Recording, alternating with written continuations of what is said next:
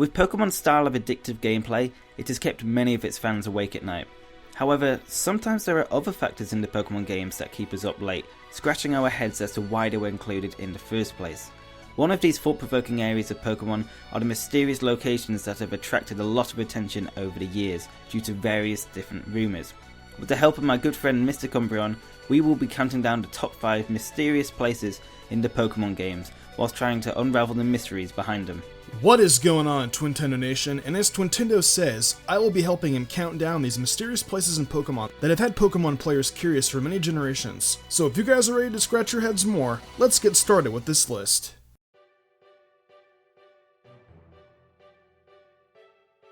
So starting off this list is the Scary House found on Route 14 in the Kalos region. During the main story in X and Y, you'll arrive at a scary house where you'll find a lone man. He'll tell you a scary story about a horde of faceless men. The man will then ask for a tip, and he says, if you don't give me a tip, you'll see something really scary. Since you don't have to tip him, many players refuse to, and then go on to see the ghost girl in Lumio City. Now the correlation between these two has still not been proven, so it does beg the question, just what was the point of the scary house? Many fans thought the Hooper event would be located in the house, but as we know, that never occurred. So what was the point of the scary house, you might ask? Honestly, there really isn't one, which is quite surprising since it was part of the main story and is mentioned on the map. Now this isn't the first haunted house we've had in Pokemon. We've had the strange house in Pokemon Black and White 2, and we've also had the old chateau in Diamond, Pearl and Platinum. Now these locations had at least some use to them. At the strange house you can get the Lunar Wing, whilst at the old chateau you can get Rotom. So when we look at it like that, it's still a mystery as to what the scary house was for.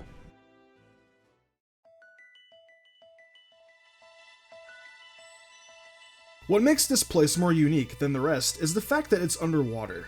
The Abyssal Ruins are located in the northeastern part of the Unova region in Undella Bay, and become known once the player is encountered by the Team Plasma mastermind Zinzalin, towards the aftergame of Pokemon Black and White 2. What makes these ruins so mysterious though, is that there is text scattered across the ruins in regards to a certain king. This text describes the king's personality and the sorts of actions he made throughout his life. On the first floor, the inscriptions talk about how the king fought hatred and pursued peace. Some of these lines talk about how the king would turn corners. These corners correspond to the intersections in the ruins and can be navigated around if the player follows the proper pattern. This pattern can then be imitated on the later floors, but with the obvious exception of the floor with the relic crown on it. Progressing through the second and third floors, the player encounters texts that state, act strong and shine light. This is where the player must use flash and strength respectively. After all the floor progression, the player is then rewarded with the relic crown.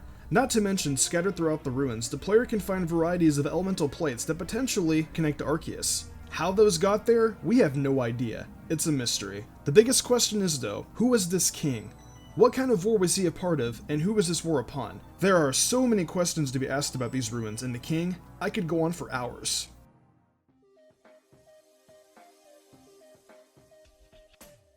Coming in at number 3 on this list is the locked power plant door located on Route 13 in X and Y. Now at the time there were many rumours as to how it could be opened and what was behind it.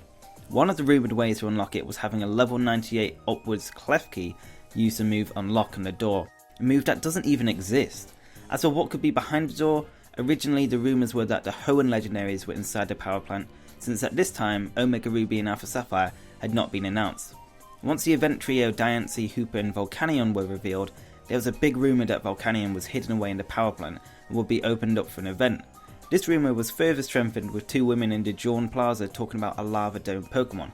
However, many fans confuse the Lava Dome Pokemon with Volcanion instead of Heatran.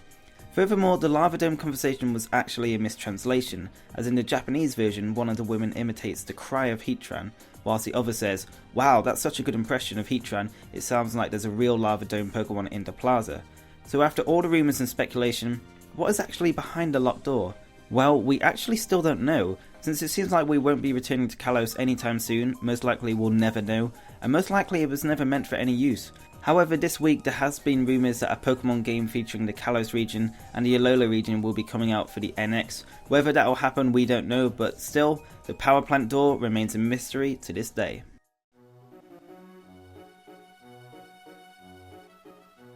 Coming into the number 2 slot, we have Mirage Island. This island on Route 130 in the Generation 3 Hoenn games is definitely very mysterious. An old man in a house in Pacific Locktown points out whether or not the island has appeared. There is only a very small percentage of it appearing though, and the only way for it to appear is when the game generates 2 random bytes. New bytes are generated every day as long as the game's internal battery doesn't run dry or the player reaches the maximum amount of playtime within the game, being 999 hours and 59 minutes. If those conditions are met, the bytes are set to 0 and will permanently be set at 0. Or if the player hasn't reached the maximum playtime and the internal battery dries out before then, the values will remain at the same before the battery died. The player's Pokemon have to match these randomized bytes with the first 2 bytes of any Pokemon's personality values in the party. Even when the island does appear, there isn't really much to do on it. The only things that appear on the island are Wynuts and Liichi berries.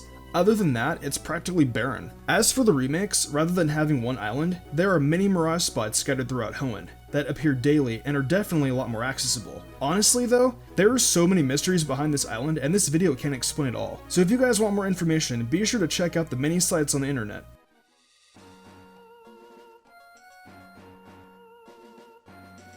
Taking the number 1 spot on this list is a mystery that puzzled fans for years. This is the locked door located in Mossdeep City in Pokémon Ruby and Pokémon Sapphire. Back in 2003, when Ruby and Sapphire had just been released, many players came across an old man's house with a back door.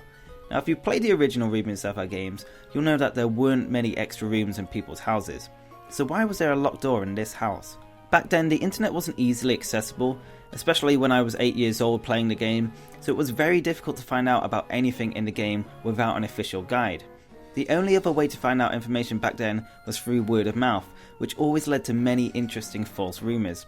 For instance, one of these false rumours that was spread around was that you could go through the door to access an item or activate an event that would let you board the Mossdeep rocket and catch Jirachi on the moon.